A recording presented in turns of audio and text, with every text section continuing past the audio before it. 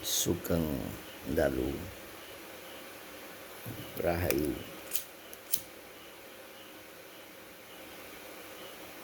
Rahayu dari Timur Bengawan.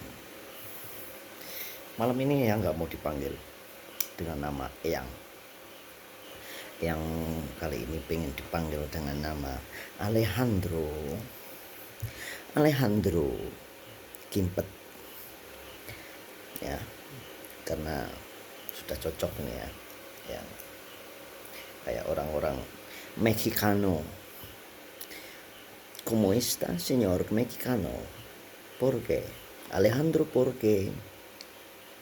Chuta la pinga. Alejandro, ¿por qué Kimpet? Iteng ya. Nah, pada malam hari ini untuk cucunya yang Del Kumandel Gendewawati ya, bertanya kepada yang tentang pasangan sang kinasih. Makanya yang kadang heran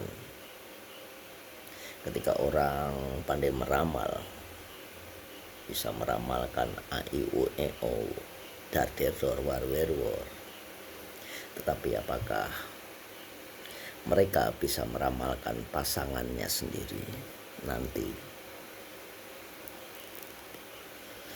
Pasangannya sendiri dalam menemukan pasangan yang cocok, yang artinya jika engkau orang yang bisa meramal dan sakti, maka engkau akan bisa memilih pasanganmu. Jika engkau tidak bisa memilih pasanganmu yang baik, yang cocok ya, itu namanya Sondoloto alias Sondoloyo ya.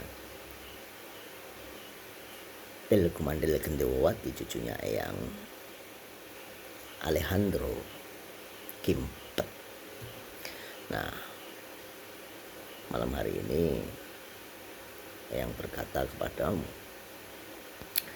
percuma ketika orang bisa meramal a i u e o e a i u e o, tetapi akhirnya kawin lagi dan kawin lagi karena tidak menemukan pasangan yang pas. Bahkan selingkuh cari sana cari sini.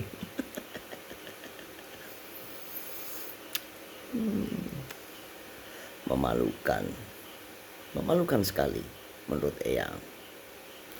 Orang sakti, seorang peramal yang bisa meramalkan aiwe war wer wor dader dor, ya pasti dia akan meramal untuk dirinya sendiri ya. Kalau misalnya nggak tahu masa depannya, minimal pasangannya lah. Meramal apakah pasanganku giginya tonggos atau kayak Eyang ini tonggos ya. Yang paling nggak seperti itulah, minimal. Baiklah, menurut kedanggalan spiritual Eyang Del Kumandel Gendewawati, seperti yang kau tanyakan tentang pasangan sang kinasih. Oke, serius dulu. Tentu saja sang kinasih pandai meramal seperti dewa ya, yang artinya beliau akan mendapatkan pasangan yang cantik jelita, pasti bidadari yang turun dari gunung ditemani seekor kera yang kecipirit. Mungkin dari kedanggalan spiritual yang seperti itu ya, pastilah yang namanya pasangannya sing kinasih pasti yang cuantik. Kalau nggak cuantik ya berarti dia nggak pandai meramal ya. Cuantik sekali, mulus putih dan baik hati itu. Nah kok Alejandro, kalau ketika yang berubah menjadi Alejandro, yang suka dengan yang namanya cinta itu ada hubungannya dengan mata ketiga dan energi ya, ada. Nah, bicara soal masalah mata ketiga saat ini, mata ketiga pineal gland atau yang bisa mengatakannya seperti ini. Jika imanmu sebesar biji sawi, maka engkau bisa memindah gunung itu. Nah, yang pernah membaca di mana yang lupa. Yang artinya kalau yang Alejandro bahwa iman adalah percaya, standarnya seperti itu. Tapi kalau yang Alejandro menyebutnya adalah pengalaman. Mungkin Silpringsil menyebutnya adalah iman, tapi kalau yang pengalaman. Kok bisa disebut pengalaman yang? Ya, karena ini berhubungan dengan cahaya. Cahaya itu ada di dalam, dia nggak mau keluar. Nur itu nggak mau keluar. Kita harus mengeluarkannya. Bagaimana mengeluarkannya yang? Itu kan akan menjadi pertanyaanmu. Cara mengeluarkannya, kita butuh tantangan. Atau bisa juga disebut topong rame. Topong rame itu adalah tantangan. Kenapa kok disebut tantangan? Karena di luar sana banyak iblis. Dan iblis-iblis mereka atau sengkuni-sengkuni mereka, iblis bisa diibaratkan dalam yang leluhur kita adalah seorang sengkuni. Karena ilmunya sihir, ilmu fitnah, ilmu psikologi. Begitu juga dengan iblis. Ya. Dia ada di mana sih? Ya, ada di dalam psikologimu, di dalam jiwamu. Naga ada di dalam jiwamu. Engkau harus mengalahkan naga atau iblis atau sengkuni itu. Kalau leluhur kita mencontohkan dalam pewayangan, sengkuni itu naga, itu iblis, ada di dalam jiwa manusia dan tidak bisa dipisahkan. Kenapa tidak bisa dipisahkan? Yang kamu pertanyakan sesuatu seperti itu, pertanyaanmu akan seperti itu. Kenapa? Kenapa kok nggak bisa dipisahkan? Kenapa? Kenapa nggak bisa dipisahkan? Nggak bisa dipisahkan. Kamu mau bacain apa? Mengusirnya? Tidak bisa, karena dia adalah bagian terbaik dari dirimu. Kok bisa yang bagian terbaik dari diriku? Iya, karena dia yang akan memberikan pelajaran atau tantangan supaya kamu tertantang dan belajar. Ketika belajar, kamu berpengalaman. Nah, contohnya nih, ada seseorang yang minjam uang ke kamu. Ya, kamu gak punya intuisi, ini belum aktif intuisinya. 10 juta, nggak dikembalikan. Nah, malah dia marah-marah, ayo, ya ngomelin kamu ketika kamu meminta kembali uangmu. Yang artinya dia menjadi sengkuni, menjadi iblis, menjadi naga, dan kamu tertantang, dan kamu belajar, dan kamu dapat pengalaman, maka kamu akan lebih hati-hati. Ketika kamu hati-hati, maka kamu akan selamat. Nah, tetapi jika tidak ada itu, orang yang pinjam uang itu, kamu gak akan belajar dan gak akan mendapatkan sebuah pengalaman yang bisa disebut juga iman, karena pengalaman yang terus menerus berulang-ulang itu akan menjadi sebuah keimanan. Karena apa? Kalau kesahmu kepada Sang Maha, ketika wah kok belum dikembalikan, kamu mencoba menghubungi Sang Maha, mengeluarkan cahayamu, karena cahayamu sembunyi, energi cahayamu, karena kamu tertantang. Makanya topong rame, topo di keramaian, bukan berarti kamu membisu diam terus yang lainnya rame, tidak. Topong rame adalah tokoh di keramaian, di mana kamu ditantang untuk belajar dan berpengalaman. Ketika belajar dan mempunyai pengalaman, maka akan ada kesusahan. Kesusahan itu alat komunikasimu dengan Sang Maha. Ketika alat komunikasimu dengan Sang Maha itu terjalin, artinya engkau mengeluarkan cahayamu. Cahayamu keluar, semesta juga mengeluarkan cahaya, terkoneksi. Seperti itu. Makanya Sengkuni, iblis atau naga adalah bagian yang terbaik dari dirimu. Bagian yang terbaik dari dirimu, del gumandel gentiwati sil pring sil. Ya, begitu simpelnya. Bagaimana kita mengaktifkan mata ketiga, setelah itu intuisi, setelah intuisi empati, setelah empati maka mata ketigamu aktif, engkau berkomunikasi dengan mudah dengan Sang Maha.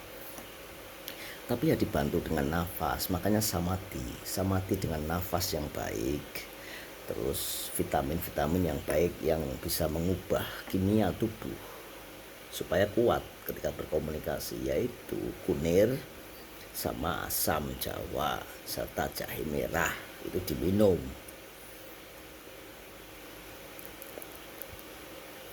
Ya, cinta sang kinasih, nah itu berat. Ketika cinta, apa itu cinta? Apa itu bisa meramalkan pasangannya dan cinta? Apa itu? Itu adalah cara kamu mengikat jiwa. Nah, kamu punya keterikatan jiwa. Ketika jiwamu terikat, itu sebuah tantangan lagi. Apakah kamu akan melekat, mengalami kemelekatan atau tidak? Biasanya orang mengalami kemelekatan. Ketika kemelekatan, hancur. Ketika kamu tidak mengalami kemelekatan, bahkan dengan Sang Maha tidak mengalami kemelekatan, maka kamu akan berpengalaman. Ketika berpengalaman, maka kamu akan menjadi tenang. Ketika tenang, kamu akan mudah sekali mengeluarkan cahaya itu. Sebenarnya menurut yang simple, karena itu hanya tentang energi dan cahaya. Bagaimana cara kita mengeluarkan cahaya kita dari mata ketiga ini yang sembunyi supaya terkoneksi dengan cahaya Sang Maha. Ya, kalau tidak dipancing dengan tantangan, dengan masalah dan tidak berpengalaman, maka tidak akan timbul empati, welas asih. Ketika timbul welas asih, maka akan ada di dalam sebuah ketenangan. Ketika tenang, itu dia, energimu akan keluar semua. Tenang, kuncinya cuma tenang. Pencapaianmu adalah ketenangan. Ya, makanya jika imanmu sebesar biji sawi, jika pengalamanmu sebesar biji sawi, kecil saja kamu belajar dari pengalaman kecil dan tidak akan mengulanginya, maka gunung itu akan bisa kamu pindah. Dan nanti jadikanlah bumi seperti di dalam surga. Semuanya indah, tenang. Keselamatan akan datang kepadamu. Ya, keberkahan, pengayoman, serta sesuai yang kamu inginkan akan melimpah ruah. Dan kamu akan menjalani karma kehidupanmu dengan sebuah ketenangan dan sukacita.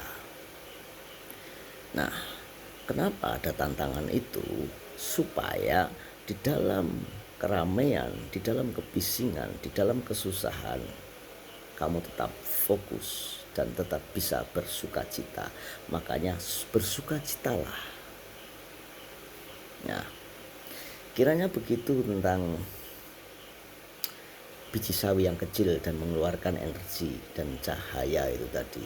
Cahaya atau nur itu tadi. Ya, mata ketiga itu tadi. Ya, seperti itu. Nggak percaya ya buktikan saja. Karena Alejandro Kimpet sudah membuktikannya. kiranya begitu menurut kedangkalan spiritualnya Eyang Alejandro. Rahayu, rahayu dari Timur Bengawan. Mata ketiga, ingatlah ya.